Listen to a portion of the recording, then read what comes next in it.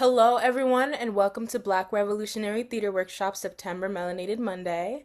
My name is Bianca, and I will be your MC for today. For this month's show, we have three pieces written by BRTW's community members and a special community conversation. Before we jump into programming, I want to take some time to tell you who we are and what we're doing this month, starting with our mission statement. BRTW exists to disrupt any and all oppressive systems that marginalize Black people using narrative and performance as a methodology to recenter Black people and experiences. With economic, social, educational, healthcare, housing, and political injustice facing our community, BRTW aims to tackle the issues that impact us while becoming a beacon for Black opportunity within the arts. Melanated Mondays are a monthly writing and performance salon highlighting a different theme at the intersection of Black justice and civic engagement. This month's theme is basic human rights. According to the United Nations, human rights include the right to life and liberty, freedom from slavery and torture, freedom of opinion and expression, and the right to work and education. In its Universal Declaration of Human Rights, the UN includes free trial and adequate housing as basic human rights. Even so, as we have seen in the case of Marcellus Williams and the U.S.'s unprecedented number of unhoused people, human rights are often infringed upon in this country. Today's show seeks to shed light on the laws and rights that are often violated.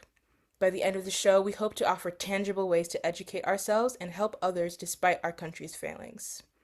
And with that, we're going to jump right into our show. Our first piece is Choice by Allison Wittenberg.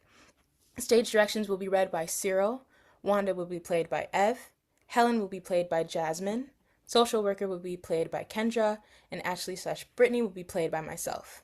Triggered warnings include brief mention of forced sterilization.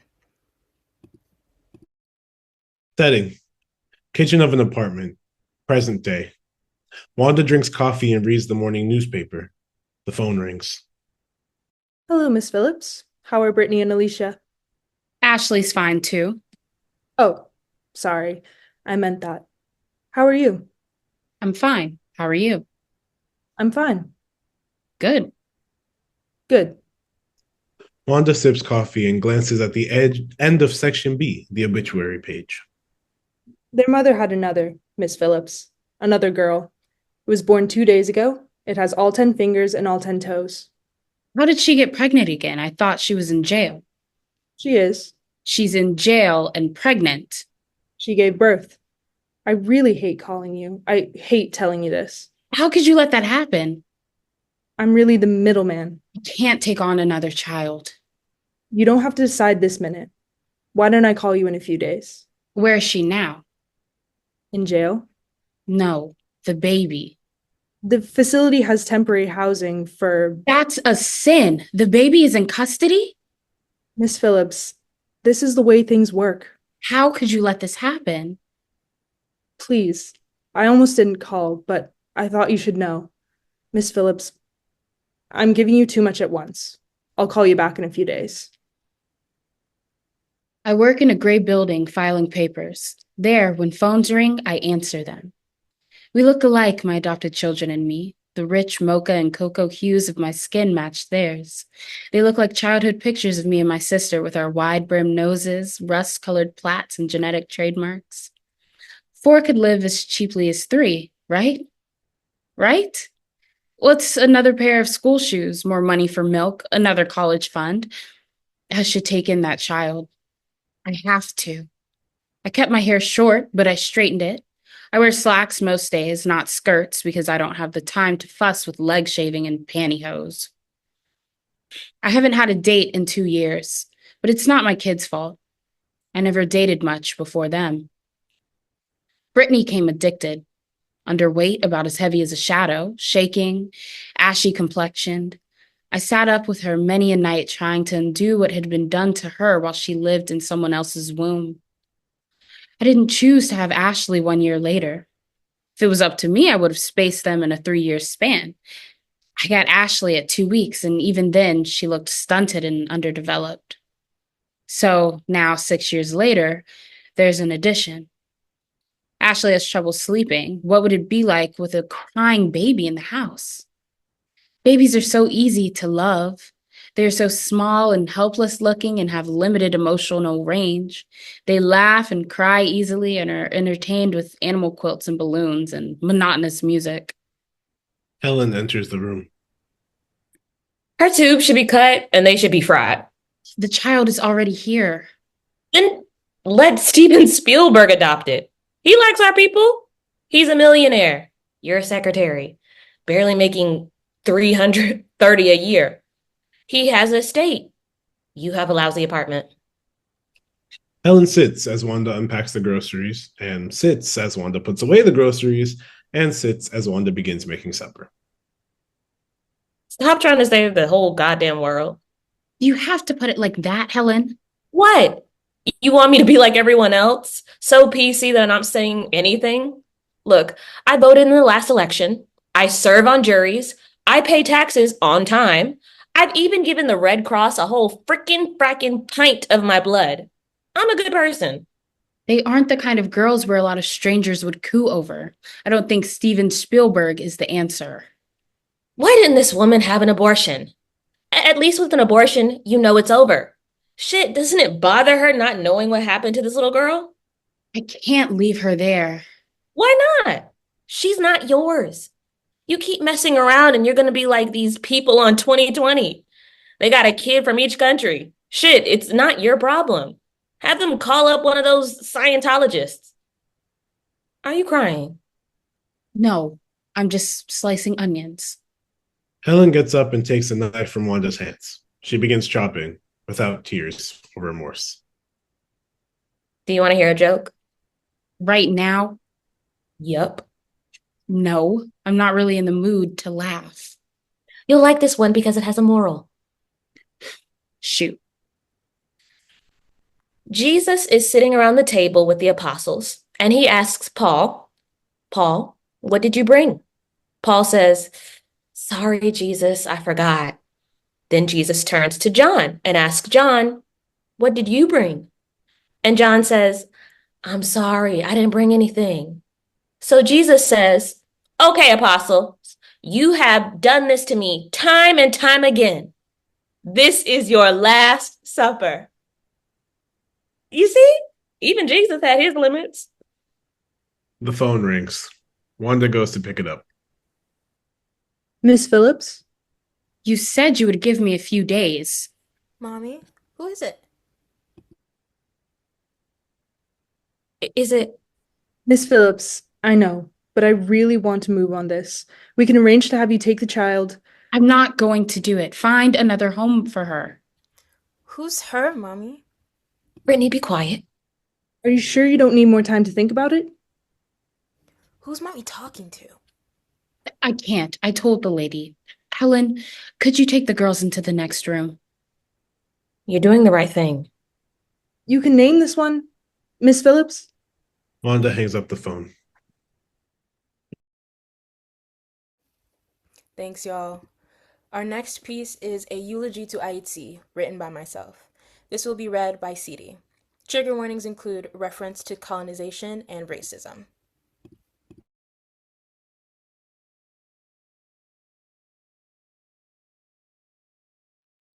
I cry when I see Indigenous song or dance now.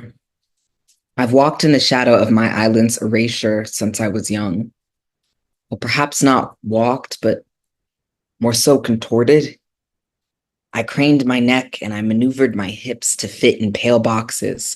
I want to fall back to my ancestors, but years of pillaging and brainwashing stop me before I can jump, before I can explore voodoo, before I can dance to the sound of a tambour without fear of worshiping the devil, before I can press my hands to the tattered land that holds memories of stolen from and brought to, always before or soon, never now.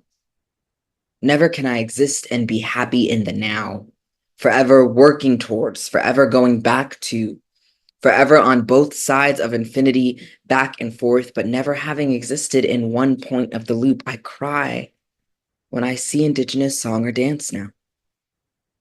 Indigenous not only meaning to the land claimed as the US, but Indigenous meaning the ethnic groups across Africa, indigenous meaning the Taino, indigenous meaning anything not colonized or contorted into pale boxes.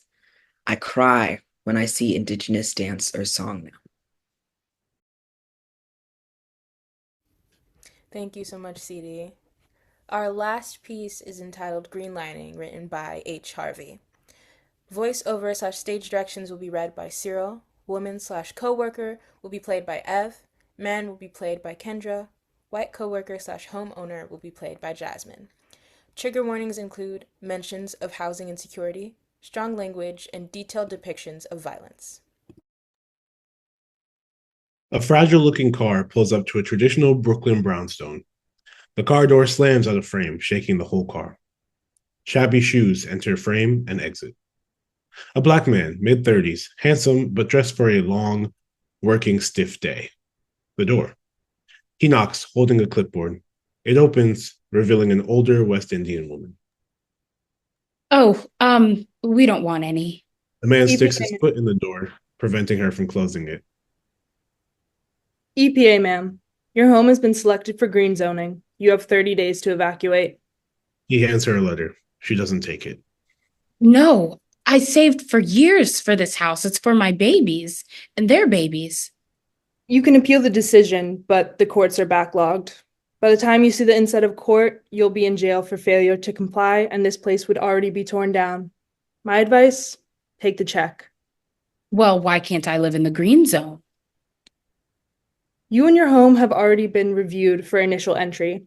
They just want the land. You'll have to apply for the lottery like everyone else. He thrusts the letter into the open threshold and drops it inside. According to my records, you've now received notice. Failure to comply within the allotted time period will result in forfeiture of the property, anything inside, and your property remittance. You may also face fines up to $10,000 and jail time up to 30 days. Thank you for your cooperation with the federal government, and have a nice day. Woman cries on the threshold. Man descends the stairs, and a small group of teens disperse from in front of his car. It's been vandalized. Goddamn animals. Man inside of the car, reviewing clipboard. He runs the windshield wipers to wash away the residue left by the eggs on the windshield. A St. Jude medal shakes as he starts the car up and pulls away. Triptych screen. Car pulls up. He walks up to a different door in each panel. Congratulations. You and your home have been selected for inclusion in the green zone. White, overjoyed faces fill the first two panels. The third panel, featuring a 30-something black woman, expands to fill the screen. She looks behind her, and a white woman comes forward, smiling, and accepts the envelope. Man looks a little crestfallen. Man pulling up to an austere building. Protesters are gathered outside, some on sleeping bags, others drum. Most shout angrily as he steers his car through the slowly parting crowd. Man standing in front of a window, looking down at the protesters. People mill around behind him. Ugh, how many days is this? I've lost count. Leeching off of the taxpayer this long? It must hurt to finally stand on their own 2 feet. You don't ever get it. I mean, we're kicking people out of their homes. The only people who ever seem to get to stay in the green zone are... Hey man, I get enough of that snowflake bullshit on the walk to my car. I'm out there on a civil servant's wage, putting calluses on top of calluses, trying to build green zones to fucking save these animals. I don't have any white guilt to spare in here. Whatever, man. Man walking down long hallway. Screens fill the walls, showing a beautiful, domed eco-paradise. Close up on the screens. Clean, sustainable energy, car-free roads, vertical gardens, organic grocery stores, and beautiful man-made parks all around your favorite landmarks. Columbia University, the Ethical Society, Pacific Park, Socrates Park, all surrounded in a breathable mesh polymer that keeps the clean air in and the pollution out. Introducing NYC's Green Zones. Enter your name and portfolio in the lottery today for your chance at a green tomorrow. Morning. Car pulls up in front of Queen's home. Car door slams out of frame. Shabby shoes walk into frame. Man walks up to front door. Before he knocks, another black man yanks open the door. He holds a baseball bat. You green police? Brother, I'm just a pencil pusher. I don't make decisions. But I bet you were about to decide to give me that letter. Look, man, they're gonna give you money. They ain't gonna give me a dime. I just took out another mortgage to cover my daughter's college. You can appeal. Maybe they'll give you another check down the line. I'm keeping my house, man. Legally, I have to tell you that you have 30 days to evacuate. They can try to take me out of my house. Failure to comply within the allotted time period will result in forfeiture of the property, anything inside, and your property remittance. Failure to comply. I pay your goddamn salary with my taxes. You comply with me. You may also face fines up to $10,000 and jail time up to 30 days. Man, fuck you. Homeowner swings his bat. Man stumbles trying to duck. He falls down the steps hard. Homeowner follows, holding his bat. Man scrambles to his feet, attempting to get to his car, leaving the letter behind with homeowner. Homeowner runs after him, swinging the bat wildly, preventing the man from getting in the car. Man catches a brutal swing to the leg. We hear a crack. He screams, and homeowner swings the bat high over his head. Man scrambles for anything nearby to protect himself. His hands come up empty. Homeowner brings down the bat. White coworker standing in front of the window, holding coffee, looking down over protesters. People mill behind him. Another coworker stops behind him. You hear the news? Not yet. He didn't make it. Brass is talking about arming us, given the climate. No pun intended, right? What? Nothing. Fucking animals. Camera arcs, reveals the two of them looking down on the protesters, and green zones are constructed in the distance. End of episode. Thank you all so much. We are going to take a brief break and then we will be back with our community conversation with special guest Bonsai Bermúdez, who is the co-founder and executive artistic director of the Youth Empowerment Performance Project, or YEPP, in Chicago.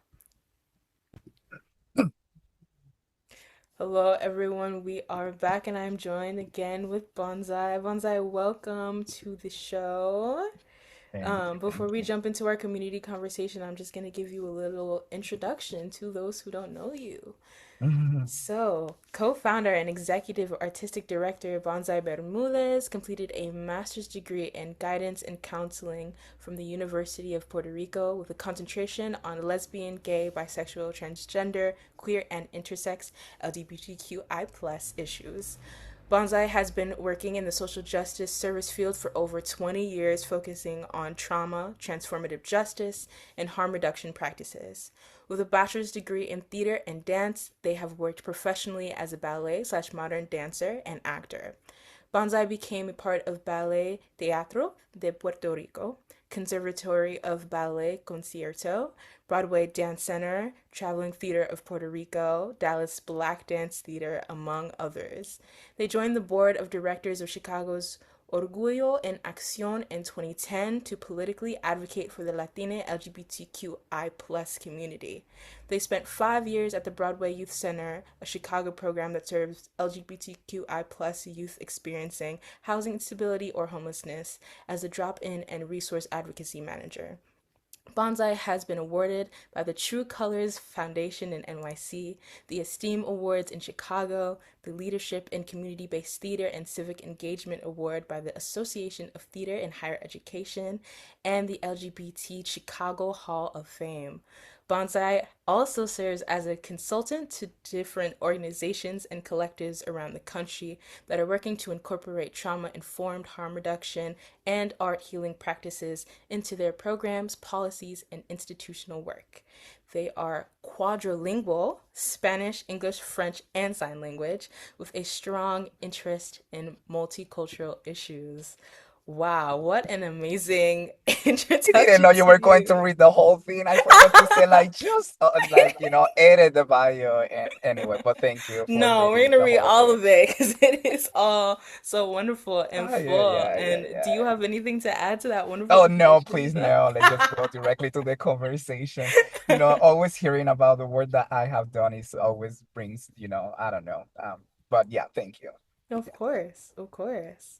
Um, I guess my first question is the Youth Empowerment Performance Project, YEPP, for those who don't know, does a lot of work with unhoused youth, specifically unhoused queer and gender nonconforming youth in Chicago. Can you talk to us about the youth housing crisis in Chicago and its intersection with the queer community? absolutely. Um, so I think it's first it's important just to think about the United States as a whole, and I Mm, think it's no doubt that the the government of this country doesn't do a good job around people and having like housing options for people in general. mm, And then when we move to like big cities such as Chicago, then the due to all the social dynamics and financial dynamics and what have you, then housing it's even though I don't like to use the word crisis, but mm, I think we can say it's a crisis what is mm, happening in Chicago, in New York, for example, mm, um, when we think about housing. So here in Chicago, what I can say statistically, um, when we think about 100% of the population of the United States, specifically young people, 7% out of the 100% are young people identified LGBTQI, right? mm, And then so we are a minority, of course, but then we are, when we think about other young people, 42% of the young people that self-identify as LGBTQ are the ones that are unhoused. mm, So the numbers are extremely high mm, for the queer youth experience, like queer youth that are experiencing homelessness.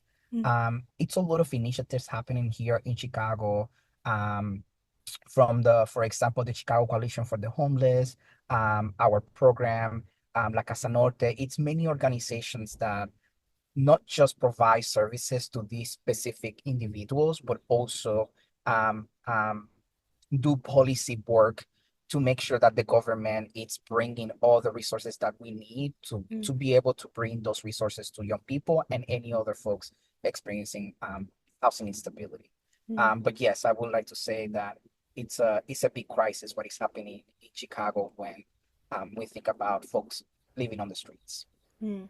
Okay. And on the other side, it's not many shelters, for example, that are accessible and available. Mm. Um, Back in the days, I started working here 16 years ago, and it was a lot easier to navigate housing resources such as shelters or transitional living programs, other kind of housing programs. Right now, unfortunately, the government have created many practices that it's not as accessible, Mm. and easy for someone to apply. And Mhm. right now they cannot go to a shelter and say, do you have a bed that I can sleep? Now you have to call for 411 and go Oh my through God. like a whole conversation, and they Mhm. need to pick you up in a van. I mean, it's just the steps are so yeah, I mean and for someone that it's living on the streets, have not been able to take a shower, they have not been able to eat properly, just Right. navigating access to cell phones, for example, or any kind of phones. We say like, well, go to the police station and make a call there, but like one Mm. thing connected with the other one just creates so many barriers for Mhm. someone to really access housing. But that's pretty much what is happening in Chicago, Got you. Thank you so much. which is sad. Yeah, it's Yeah, terrible. right. Um, I guess kind of in response to that, what services and programs does YEP provide in order to address some of those issues that you brought up and some that haven't even come up in the conversation yet? And kind of how does performance play Hmm. a role into that as well? Yeah. So, YEP was formed 11, 12 years ago. And it was formed as a response of queer youth experiencing homelessness, mostly impacting trans and gender nonconforming folks, specifically Black and Brown, Mhm. not having comprehensive, intentional mental health services or trauma healing spaces Mm. um, in Chicago. So YAP wanted to create a space where folks were able to feel grounded enough and respected enough for Mm. them to do that trauma healing work. And of course, because we were like a bunch of artists, the folks that founded YAP 11 years, 12 years ago, we just decided to use the arts as a healing tool, Mm. self-development and community development tool.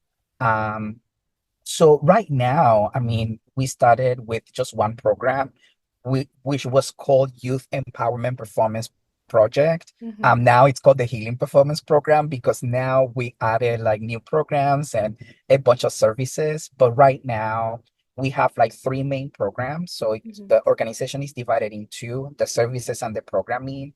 As far as programs go, we have the Healing Performance Program, which um, work with young people for a full year, Mhm. 6, 7, 8 months. They go through a healing process collectively.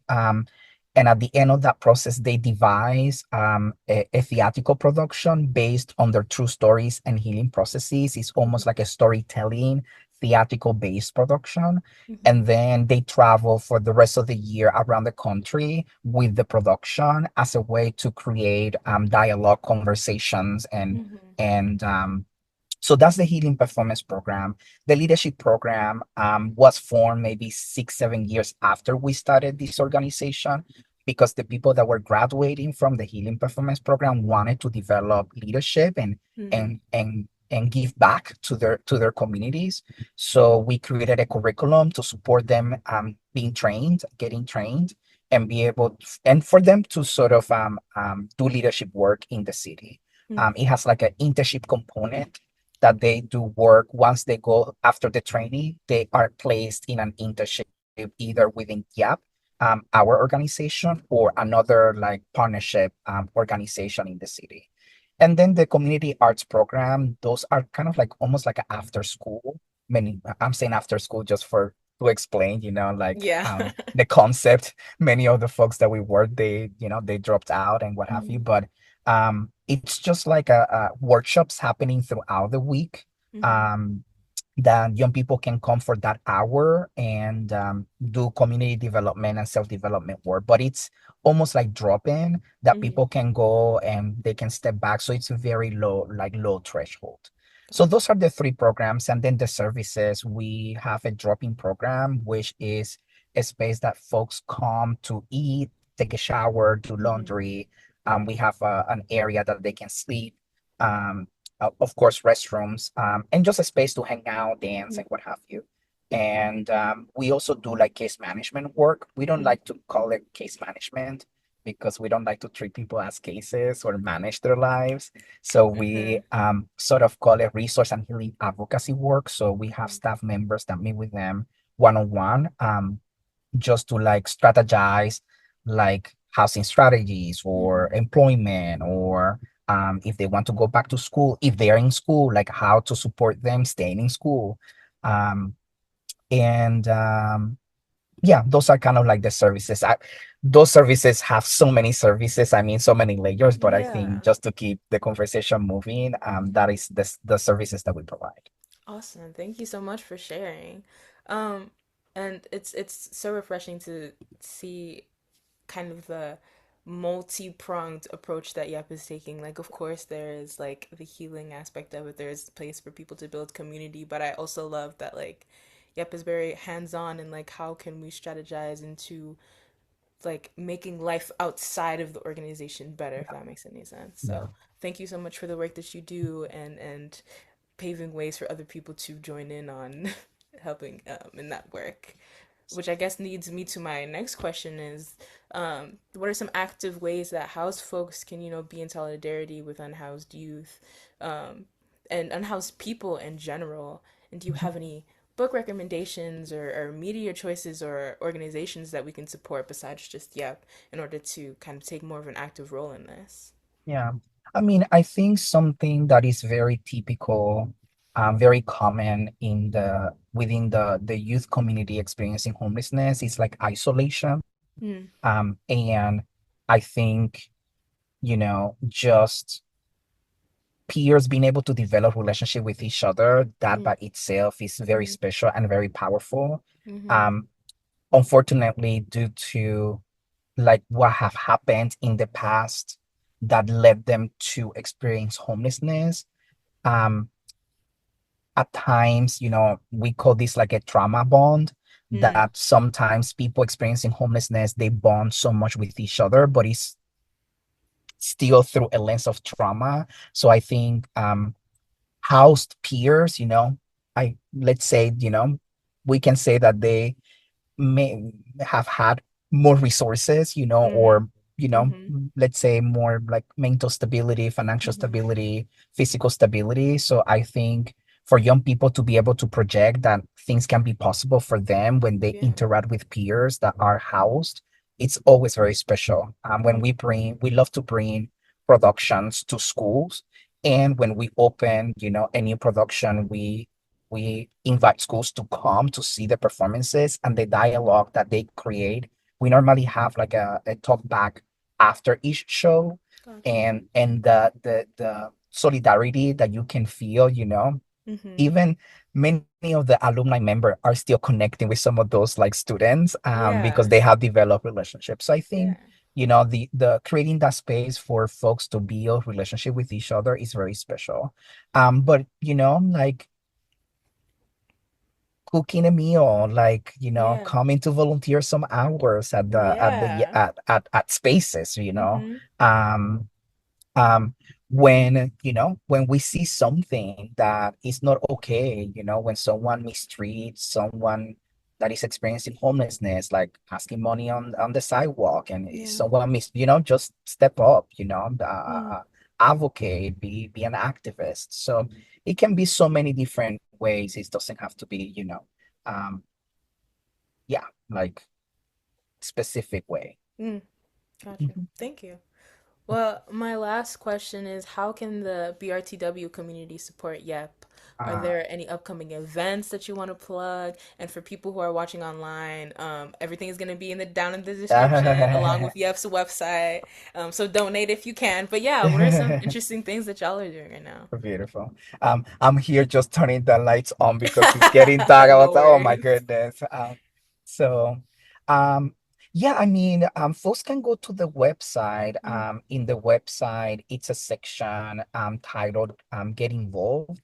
And at the end of that page, it's like 10 different ways that folks can volunteer. mm, In the Google form that folks need to sign, you can see that is some things that can happen like virtually. We have volunteers that live in other parts of the US. oh wow. Um, and um, so yeah, I mean, it's I think folks I don't think folks live in Chicago here, right? So Yeah. um, but some administrative tasks that can happen virtually, Mm, those are the ones that I think folks can absolutely support us. And of course, always like donating and ordering food and send food to us. I mean, it's so yes. many beautiful things. A gift card, um, you name it. I think it's always ways to like support. And when actually we have a beautiful invitation to bring the next production to New York. So when that happens, Mm-hmm. I will share for sure the information for you to Awesome. plug it around, and for folks to just go and see um young people live. Yes. Yeah. Awesome. Well, thank you so Sign the much. newsletter, folks.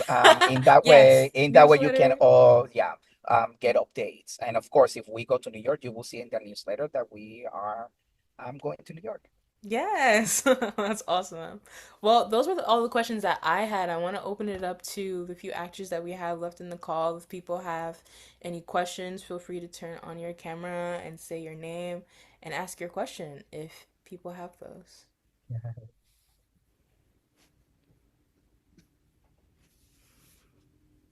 Oh, that's a question. Hi, Bonsai. My name is Cyril.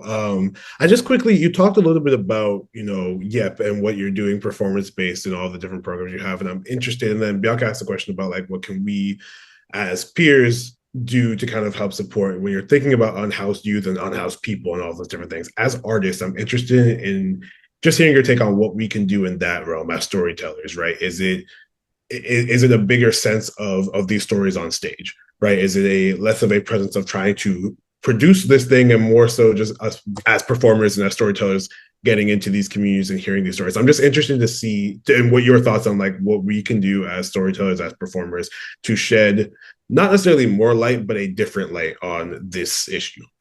Yeah. Yeah. Um, when I something just listening to you, something that I didn't mention, and I think we have never done this, but just listening to you and just looking at you right now, this idea just came up. We have mentors, so that's another way to volunteer with us, and we are very selective in the ways that we choose our mentors, right? So we had never done mentoring work to young people virtually, but as an artist yourself, and because we this healing performance program, for example, it's so rooted in the arts that many of the folks that we attract, they would like to further their careers as performers, and we have some alumni members that are currently working, in show business that um and at times it's hard, to find powerful mentors. So that is something that, you know, I think we can explore, and we have never done it. But I think now many things happen virtually. Even young people prefer now to do virtual work because they can just maximize their time. At times they don't have like funding to like transport themselves to like the YEPP space, right? Um, so that's one thing. As far as like um you know, advocating, continue advocating as an artist. Yeah, I think something that we have done in the past is like artists coming to get to know young people and listen to their stories, and they have found a way to incorporate some of that information in their own like scripts and their own like, playwright work and what have you. And of course, we always find ways to pay people, young people, for that kind of like work. So if that is something that you see yourself in you know, uh, uh, your work as an artist, and if you're devising something that you somehow somewhere would like to highlight some of the struggles that young people go through, that is something that we can explore for sure. um and just in general, I think, for example, we went to New York once to perform, invited by Cindy Lauper. Cindy Lauper is a singer that um they have chose, queer youth homelessness as one of the social justice issues that she have redirected lots of resources and lots of and have created visibility, like a lot of visibility in this country around queer youth homelessness. So, if this is a topic that, I don't know, you feel connected and you would like, to like advocate strongly, then yeah, go for it. Create that platform for yourself. I will vote for that. Just kidding. I don't know if I answered your question. I think I did. No, you did. Thank you so much. Beautiful. Awesome. Do I think we have time for one more if there was one more question out in the world that somebody wanted to ask? Cool. Well, Bonsai, thank you. Thank you so much for your time. Oh, thank It's you so, so so much. wonderful to have you here, and I think it's really important that we continue to raise awareness, and kind of bridge those gaps, even if it is between New York and Chicago, Yeah, virtually from yes, around the way. yes. So yeah, thank you so much, all of my actors, and Bonsai again for your time. That is it for our September Melanated Monday, and I hope you all have a wonderful night.